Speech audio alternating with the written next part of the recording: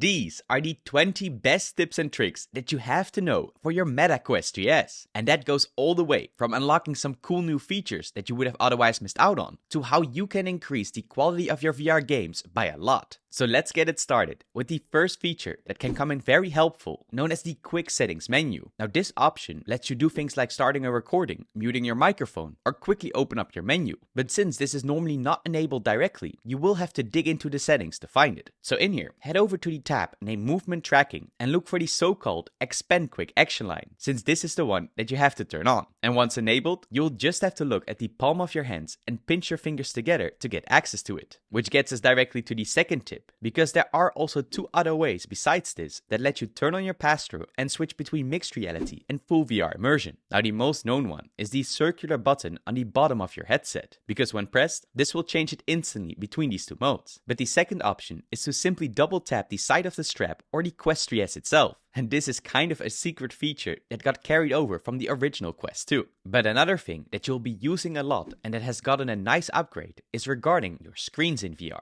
Because inside your headset, you can just simply drag and drop your open virtual windows. But now, besides these standard 3 screens that you can have in front of you, you can also put as many displays as you want wherever you please. So just drag them to the location that you see fit and they will stay there in position. And in the top right, besides just making your screen bigger by taking the corners, you can also press the expand option, which will enlarge a single screen and gives you some extra settings to tweak with. These go from adding a curve to it to dimming your surroundings so you can get full attention on the thing that you're watching. But while we are changing things up in here, one thing you probably first notice when you put on your headset is your own VR avatar. So before you boot up any game, try to look for the virtual mirror in your room and then click on it, because this is where you can make some nice cosmetic changes. Now it is also possible to do this from within your phone, but inside virtual reality you can directly see the changes you have made. And these go from your clothes to your accessories and even your hair. But depending on your region, you might have some extra options like AR patterns and more. Sadly, not everyone has access to those just yet, but it might be something nice to look forward to in the future. However, besides just making our avatars look great, we can also change our standard home environments that are all around us. So to do this, go to your settings and find the personalization tab. And in here, you will see a list of all the available options that you can choose from. Now just click on whichever one you think looks most interesting, and it will directly install it and load it up.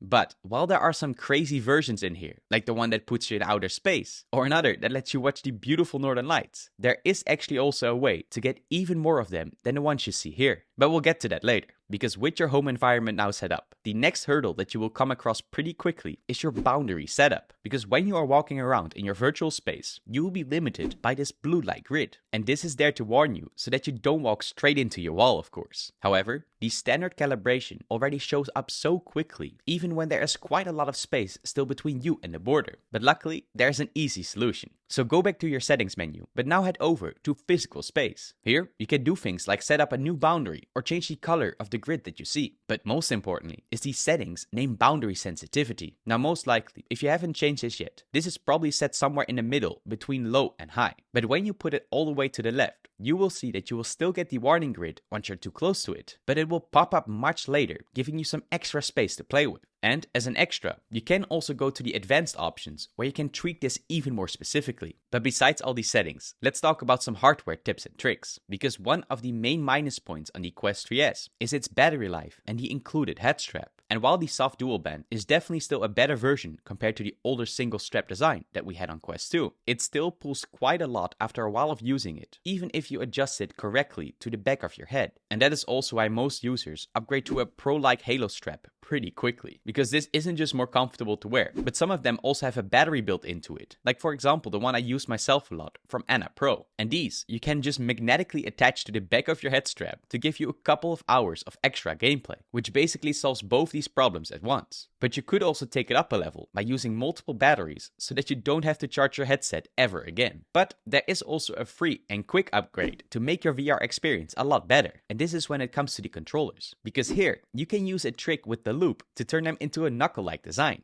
This doesn't only secure them more nicely around your hand, but it also makes it possible for you to let go of your controllers completely. However, just keep in mind that this is not a perfect solution, but it is still a good one if you're on a budget. And while on the topic of controllers, another big life hack can be found when we look at the meta button, because this one has quite a lot of hidden features to it. Now, first and foremost, when you just click on it, it will either open up or close your menu, and this you will be doing a lot, so it's good to get used to it. But if you hold the meta button, it will then show you a small charging icon that will then recenter your view. And this can come in handy if you're playing in a tight space. But that's not all. Because if you press it quickly and then click the trigger button, you can take a screenshot in game. Or hold the trigger button a bit longer to start and stop a recording, which gives you quite a lot of good shortcuts without having to go to your settings. However, you will most likely notice that when recording a video, it will show up in this weird square shape, but there is a way to fix it. Now inside your settings, go to System and then look for the Camera tab, where in here you want to scroll down till you see the aspect ratio, because this lets you change it to your standard landscape or even portrait mode, depending on what you want. But it also gives you some nice other options, like upping the frame rate from 30 to 60 frames per second, as well as the bitrate from the basic 5 to a maximum of 20, so that you can get that crisp looking quality for your videos. But besides upgrading the quality of our recordings, you can also enhance the graphics of your games itself. And one way to do this is with the app called Quest Game Optimizer. Now this gives you access to a bunch of presets that are specifically made to make your VR experience really pop on your screen. But if you would want, you can also dive deeper into the details and change up the setting yourself. But honestly, a lot of the times, these simple changes make your titles look so good that it can be an absolute game changer for your overall immersion. But there are also some other ways to increase your clarity. But probably the most important one is by using the right IPD adjustment, which is the space that you have between your lenses. And on the Quest 3S, you can change them yourselves in 3 different levels by moving the lenses from one side to the other. However, if after all of this, you still feel like your screen is blurry, and if you also wear glasses or contacts in real life, then it might be worth to upgrade to some physical lens inserts instead. A great example of these are the ones from VRWave, because they also have a blue light filter and glare reduction built in, which can make a quite big difference even for those who have perfect eyesight. But the best part is that you can just click them in and directly start using them, so no need for that included glass pages anymore or any difficult setup. But on the topic of the lenses, make sure to also protect your headset properly, because one big mistake that you want to avoid is to never leave your headset face towards direct sunlight, because thanks to this, a lot of users have damaged their screens permanently. And also, when you clean your headset, make sure to always use a microfiber cloth instead of your t-shirt or some other material, because once you get scratches on those optics or cameras, it is difficult to fix them. But now, let's talk about some of the coolest features that you don't want to miss. And that is firstly to unlock developer mode, because this gives you access to a separate tab that brings in some cool hidden possibilities for your headset, as well as making it possible to get access to updates earlier than everybody else. Now to get this though, you'll have to sign up to the official dashboard.oculus.com and create a developer account. And you'll also be needing this for the next big feature, which is unlocking SideQuest, since this app might be one of the most important things that you install on your headset, because with it, you can sideload a lot of games that are not available on the official Meta Quest store, but then for free. So to get it up and running, go to the SideQuest website from within your headset and follow the instructions carefully. Of course, if you're running into any problems, I have a more detailed step-by-step guide that I will leave in the description below.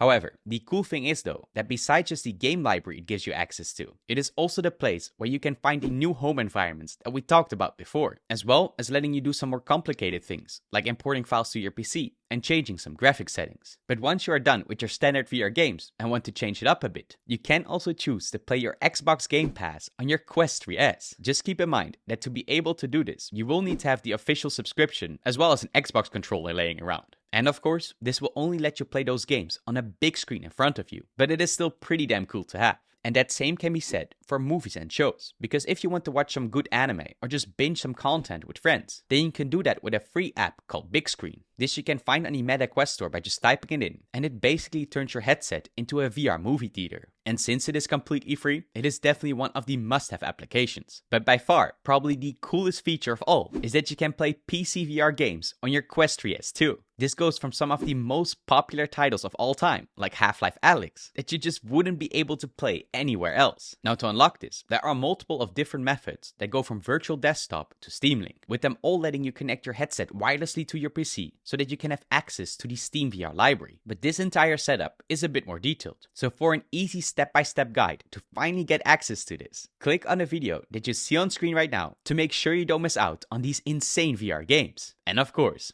Stay awesome.